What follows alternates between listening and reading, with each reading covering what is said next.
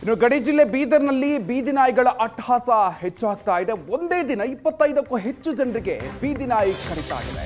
ಹುಚ್ಚು ನಾಯಿ ಶಂಕೆ ವ್ಯಕ್ತವಾಗಿದೆ. ಬೀದರ್ ನಗರದ ಮೈಲೂರು ಬಡಾವಣೆ ಗಾಂಧಿನಗರದಲ್ಲಿ ನಡೆದಿರುವಂತಹ ಘಟನೆ ಇದು.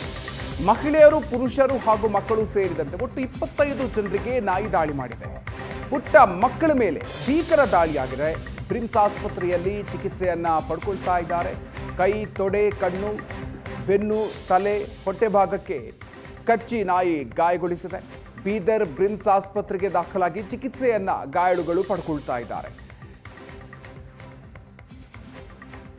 ಬೀದರ್ನಲ್ಲಿ ಬೀದಿ ನಾಯಿಗಳ ಅಟ್ಟಹಾಸ ಬಲು ಜೋರಾಗಿರ್ತಕ್ಕಂಥ ಇದರಿಂದಾಗಿ ಒಂದಲ್ಲ ಎರಡಲ್ಲ ಸುಮಾರು 25ಕ್ಕೂ ಹೆಚ್ಚು ಮಕ್ಕಳಿಗೆ ಈ ಬೀದಿ ನಾಯಿ ಕಚ್ಚಿರುವ ಕಾರಣಕ್ಕಾಗಿ ಈಗ ಆಸ್ಪತ್ರೆಯಲ್ಲಿ ಚಿಕಿತ್ಸೆ ಪಡಿತಕ್ಕಂಥ ಕೆಲಸ ಕೂಡ ಆಗ್ತಾ ಇರತಕ್ಕಂಥದ್ದು.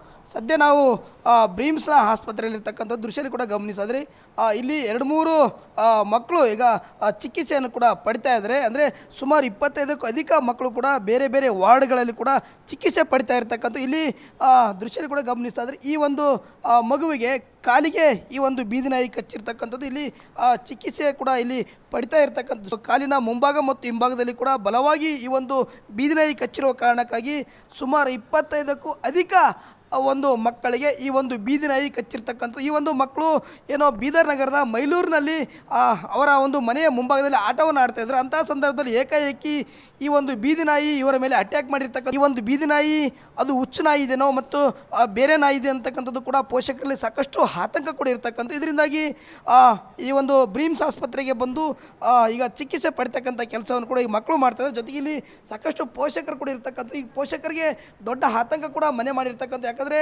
ಅದು ಹುಚ್ಚು ನಾಯಿ ಇದ್ದರೆ ಬೇರೆ ಬೇರೆ ಕಾಯಿಲೆ ಕೂಡ ತುತ್ತಾಗತಕ್ಕಂಥ ಸಾಧ್ಯತೆ ಇರ್ತಕ್ಕಂಥ. ಹಾಗಾಗಿ ಈ ಒಂದು ಪೋಷಕರು ಸಾಕಷ್ಟು ಆತಂಕದಲ್ಲಿ ಈಗ ಚಿಕಿತ್ಸೆಗೆ ಬಂದು ಮಕ್ಕಳಿಗೆ ಟ್ರೀಟ್ಮೆಂಟನ್ನು ಕೊಡ್ತಕ್ಕಂಥ ಕೆಲಸ ಮಾಡ್ತಾರೆ. ನಾನು ಅವ್ರನ್ನ ಮಾತಾಡ್ತೀನಿ ಸರ್. ಈಗ ಒಂದೇ ಬೀದಿ ನಾಯಿ ಸುಮಾರು 25 ಮಕ್ಕಳಿಗೆ ಕಚ್ಚಿದೆ ಅಂತಕ್ಕಂಥದ್ದು, ನಿಮ್ಮ ಮಕ್ಕಳು ಕೂಡ ಇರ್ತಕ್ಕಂಥದ್ದು. ಇದೇ ರೀತಿಯಾಗಿ ಕಚ್ಚಿದ್ರೆ ಮಕ್ಕಳಿಗೆ ಏನಾದರೂ ಹೆಚ್ಚು ಕಡಿಮೆ ಆದರೆ ಏನು ಅಂತ ಆಟ ಆಡ್ತಾ ಇದ್ರು ಅವರು. ಆಟ ಟೈಮ್ನ ಬಂದು ಕಚ್ಚ ಸರ್ ಎರಡು ಎಲ್ಲರಿಗೆ ಸರ್ ತೊಡೆ ಗಾಯ ಬಿಟ್ಟಿದೆ ಸರ್. ಅಷ್ಟು ಜನಕ್ಕೆ ನಮ್ಮ ಚಿಕ್ಕ ಮಗುವಿಗೆ ಜಾಸ್ತಿ ಆಗಿದೆ ಸರ್, ದೊಡ್ಡವ್ರಿಗೆ ಸ್ವಲ್ಪ ಕಮ್ಮಿ ಆಗಿದೆ. ದೊಡ್ಡರಿಗೆಲ್ಲ ಕಚ್ಚದ ಅವರು ಇನ್ಸನ್ ತೊಗೊಂಡು ಮನೆಗೆ ಹೋಗ್ಯಾರ್ರಿ. ಈಗ ಸಣ್ಣ ಹುಡುಗರು ಅವ್ರಿ 7-8 ಮಂದಿ ಹರರಿ ಸರ್. ಕೆಳಗೆ ಹಾಸ್ಪಿಟಲ್ ಎಮರ್ಜೆನ್ಸಿದಾಗ ಹರರಿ. ಇಲ್ಲಿ ಮೇಲೊಂದು 3 ಜನ ಬಂದಾರ. CMC ಕಾಲನಿ ರೀ ಮೈಲೂರು. ನಮ್ಮ ಕೌನ್ಸಿಲರ್ ಶಿವಕುಮಾರ್ ಭಾಯಿ ಕಟ್ಟಿ ಅವ್ರು ಬರ್ತಾರೆ ರೀ. ಸರ್, ಈಗ ಬೀದಿ ನಾಯಿ ಕಚ್ಚುತ್ತೆ ಅಂತೇಳಿ ಸಾಕಷ್ಟು ನೀವು ಅವ್ರ ಗಮನಕ್ಕೆ ಕೂಡ ತಂದಿದ್ದಾರಂತೆ. ಆದರೆ ಇಲ್ಲಿವರೆಗೂ ಸಂಬಂಧಪಟ್ಟ ಅಧಿಕಾರಿಗಳು, ಜನಪ್ರತಿನಿಧಿಗಳು ಇದನ್ನು ಯಾಕೆ ಕೇರ್ ಮಾಡಿಲ್ಲ? ಮಕ್ಕಳಿಗೆ ಹೆಚ್ಚು ಕಡಿಮೆ ಜೀವ ಹೋದ್ರೆ ಯಾರು ಕಾರಣ ಅಂತ ಅವ್ರು ಯಾರು ಭೀ ಬರಲ್ಲ ಹೋಗ್ಯಾರ ರೀ ಸರ್. ಹೇಳಿದ್ರು ಭೀ ಬರಲ್ಲ ಹೋಗ್ಯಾರ ಸರ್. ನಮ್ಮ ಗಲ್ಯಾಗ ಯಾರು ಭೀ ಬಂದು ನೋಡಲ್ಲ ಹೋಗ್ಯಾರ ರೀ. ಅವ್ರು ಬಂದು ನೋಡಲ್ ಭೀ ಹೋಗ್ಯಾರ ರೀ ಸರ್ ನಮ್ಮ ಗಲ್ಯಾಗ ರೀ.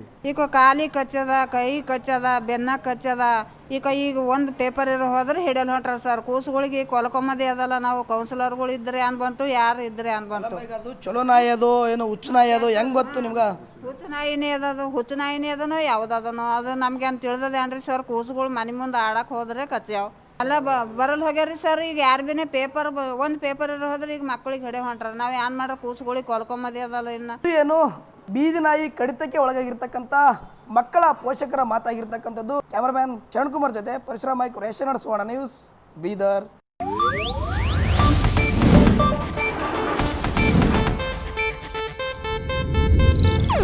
ಇದು ಏಷ್ಯಾನೆಟ್ ನ್ಯೂಸ್ ನೆಟ್ವರ್ಕ್ ಪ್ರಸ್ತುತಿ.